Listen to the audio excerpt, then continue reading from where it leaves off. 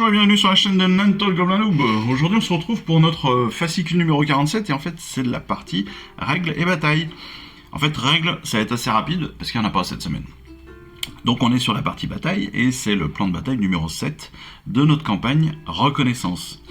Ce plan de bataille donc aujourd'hui il s'appelle Puits de Magie. Elio, cœur de dragon, fixait le siphon de Nexus qui était lentement hissé en place. Dans le crépuscule, son halo bleuté éclairait les environs et le crépitement de l'énergie mystique résonnait dans le silence. Il avait déjà vu ces artefacts, bien sûr, mais c'était un privilège rare que d'assister à son installation lors de la fondation d'une nouvelle cité de Sigmar. C'était pour cela qu'il combattait, pour que les royaumes mortels soient à nouveau sûrs pour les fidèles du dieu roi. Néor et Cudor, le prétor Primus de l'unité, lui fit un signe de la main pour attirer son attention. Cœur de dragon sortit de sa transe et rejoignit l'Éternel. « Tu entends ça ?» demande Néor. « Tu as l'ouïe plus fine que moi. » Elio s'efforça d'ignorer les bruits de construction et se concentra. Un chœur de raillerie indistincte lui parvint. Il crut un instant en effet de son imagination, puis il perçut un nouveau concert de clapissements infâmes. « Oui, répondit-il, les Oruks sont là. » Les prétors restèrent silencieux l'espace d'une seconde avant de se mettre à courir, se dirigeant vers le centre de la cité.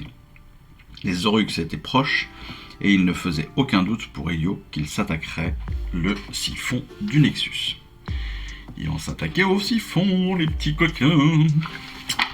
Donc dans cette partie, comme d'habitude, Horde Destruction se font face. C'est logique, hein, on a que ces nombreuses factions de l'ordre et de la destruction. Pour l'ordre, eh bien, on va retrouver la Chevaleresse Arcanum et puis les 4 prétors qui ont commencé à ériger un siphon du Nexus dans leur nouvelle cité en Gur.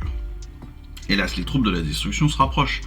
Si les armées de Sigmar triomphent, elles assureront l'avenir de la cité et disposeront d'une grande source de puissance magique. Si elles perdent, les hordes de la destruction retarderont la construction de la cité et exploiteront les défenses affaiblies.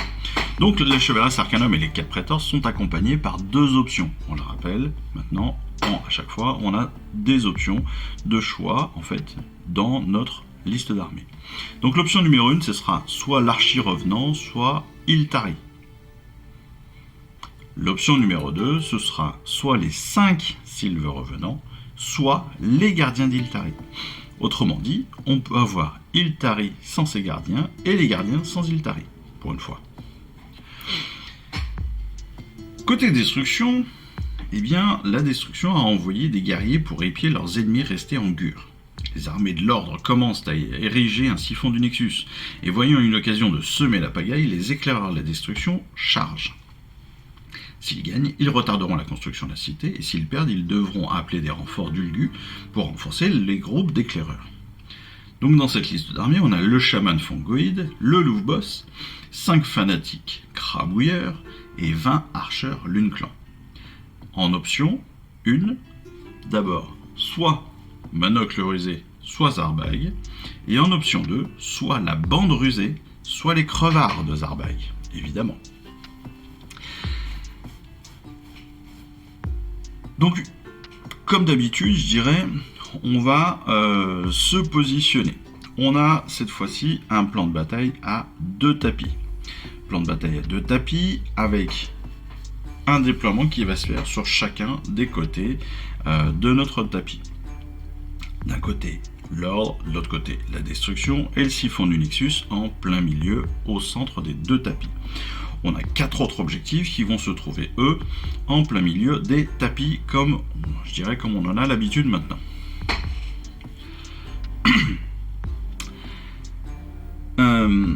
On va aussi placer, bien sûr, des décors. Entre autres, les décors des antres primitifs. Donc les 6 décors de l'antre primitif.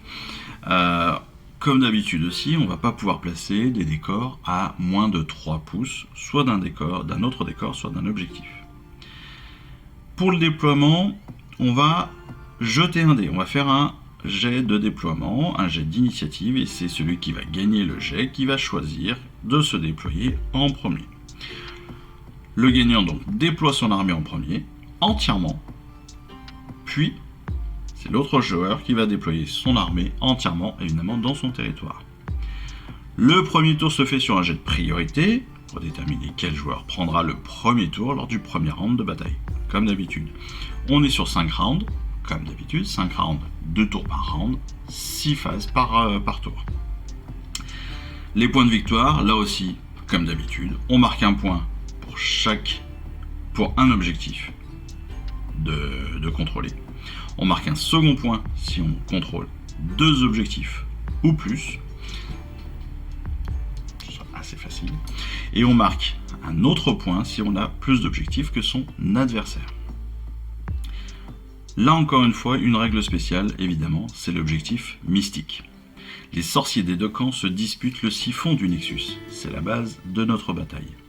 Et donc le siphon du Nexus compte comme un pion d'objectif dans cette bataille. Et seuls les sorciers peuvent aller contester ce siphon.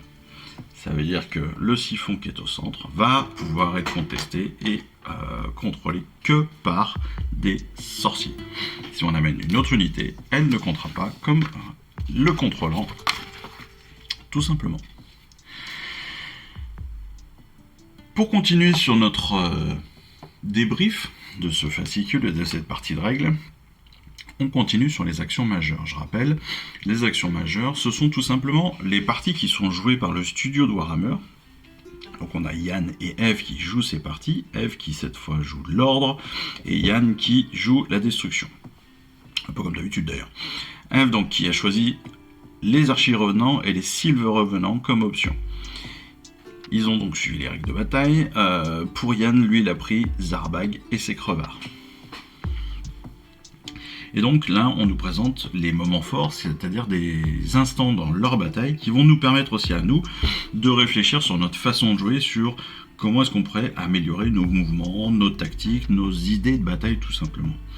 Donc ici, on a les archers Lune Clan qui sont positionnés, qui vont tirer sur la chevaleresse Arcanum pour lui infliger des blessures.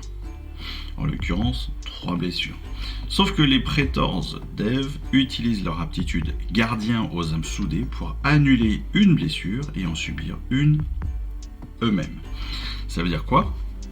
C'est-à-dire qu'on rappelle que les Praetors ont une capacité, une aptitude à pouvoir prendre des blessures pour une autre figurine amie spécifique. Ici, la chevaleresse Arcanum.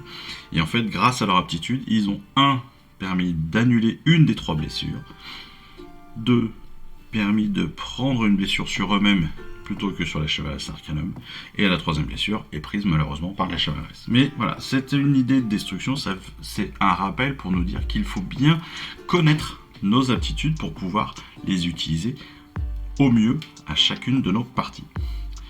Autre élément sur le tour de la destruction numéro 2. On a le chaman fongoïde qui lance le sort Spore Mordante sur les Silver Revenants d'Eve. Le jet de lancement donc réussi, il n'est pas contré. Les Silver Revenants donc subissent alors 4 blessures mortelles, qui veut dire qu'il en tue directement 2 grâce à ces blessures mortelles et grâce à son sort. Pareil, les sorts, toute la magie est hyper importante, entre autres parce qu'elle va pouvoir permettre, avant même d'aller charger, de se déplacer, de se mettre en mêlée, etc., avant même de pouvoir faire tout ça, de pouvoir affaiblir des unités ennemies. Et on l'a vu la semaine dernière avec la branche enchanteresse, on peut avoir des attaques qui peuvent être, et des sorts qui peuvent être hyper intéressants. Tour numéro 3 pour la destruction, le chaman fongoïde toujours, qui lance Spore Mordante sur la chevaleresse Arcanum. Yann qui obtient 2-1 au jet de lancement. Ça veut dire que c'est un fiasco. Je rappelle que quand on lance un sort, si on fait 2-1, donc le plus petit score possible avec 2 dés, eh bien notre sort entraîne directement un fiasco. Il jette alors un dé de 3 et c'est lui-même qui prend des blessures mortelles. Alors qu'il aurait dû, grâce au sort, aller attaquer l'unité adverse. Mais là, en l'occurrence, il fait 2-1, il fait un fiasco, et c'est lui qui prend les blessures mortelles avec un D3. Donc, dommage pour lui. Tour de l'ordre numéro 3. Donc ça aussi, c'est pareil. Dans la même idée qu'il faut connaître ses sorts, il faut aussi connaître ce type de règle-là. Pourquoi ? Eh bien parce que tout simplement, lorsque vous êtes opposant, là en l'occurrence, lorsque l'on est l'ordre, que l'on voit que notre adversaire a fait un fiasco, eh bien, il est évident qu'il va falloir lui rappeler très gentiment qu'il doit subir des blessures mortelles. Parce que de temps en temps, on peut avoir un petit filou. Tout bêtement. Ou quelqu'un qui oublie la règle, hein, de façon tout à fait naturelle. Tour de l'ordre numéro 3. C'est cette fois-ci le seul exemple qu'on va avoir pour l'ordre.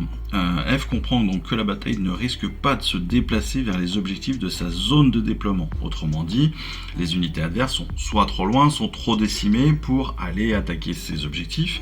Et donc, elle va pouvoir, elle, se déplacer pour tout simplement essayer d'acquérir d'autres points d'objectif. Elle va donc déplacer son archi-revenant pour protéger la chevaleresque Arcanum, qui conteste elle-même le siphon du Nexus.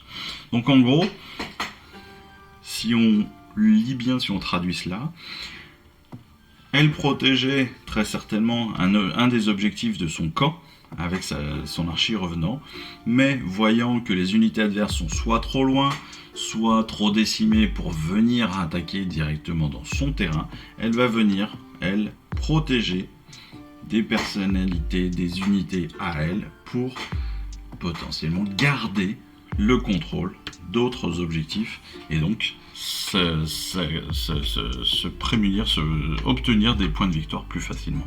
Voilà. J'espère que toutes ces explications auront été assez claires. J'espère que toutes ces explications vous auront permis évidemment d'avancer aussi dans votre connaissance et dans votre pratique du jeu.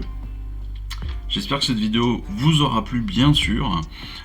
Moi, je vous remercie comme toujours pour votre soutien, pour votre accompagnement dans cette aventure, parce que c'est toujours aussi cool. Donc merci encore pour tous vos commentaires, merci de vous abonner, bien sûr si c'est pas déjà fait, d'appuyer sur la petite cloche pour avoir des rappels des nouvelles vidéos.